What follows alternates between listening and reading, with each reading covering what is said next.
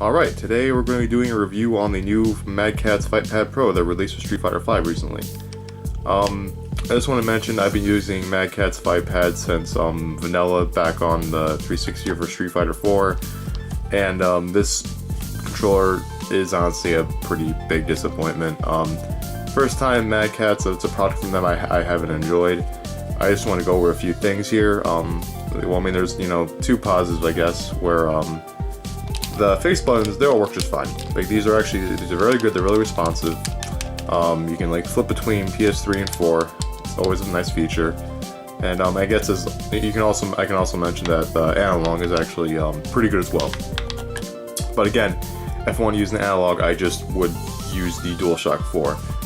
But to get into the control and why it's such a letdown is this D-pad isn't even really a D-pad, it's just like a black nub.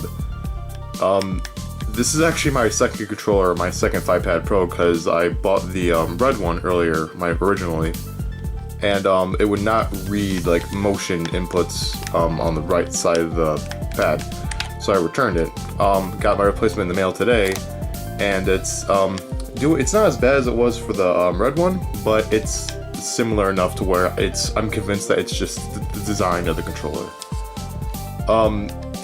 You can't really roll your thumb to do inputs. You really have to like go really hard down the pad right there.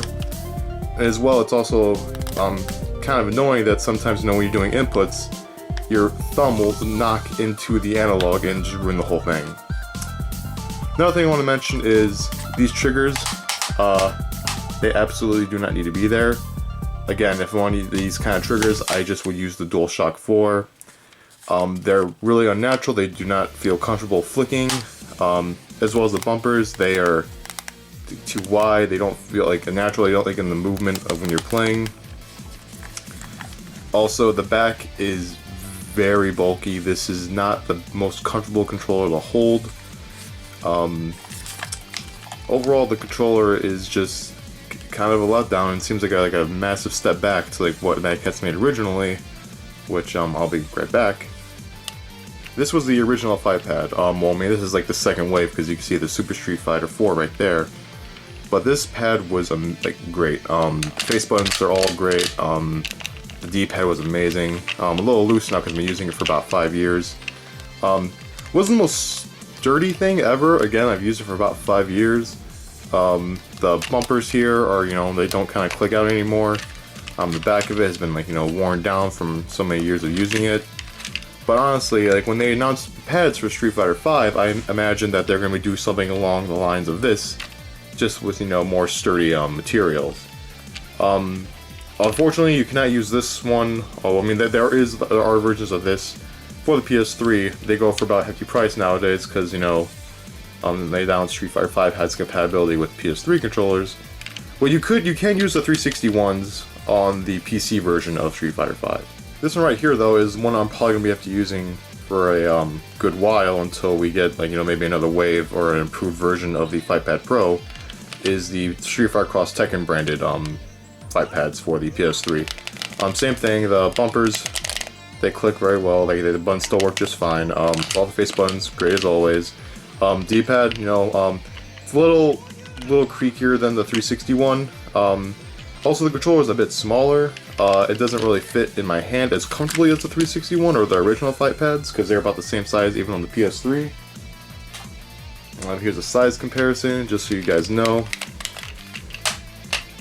The fight pad original was it wasn't too bulky.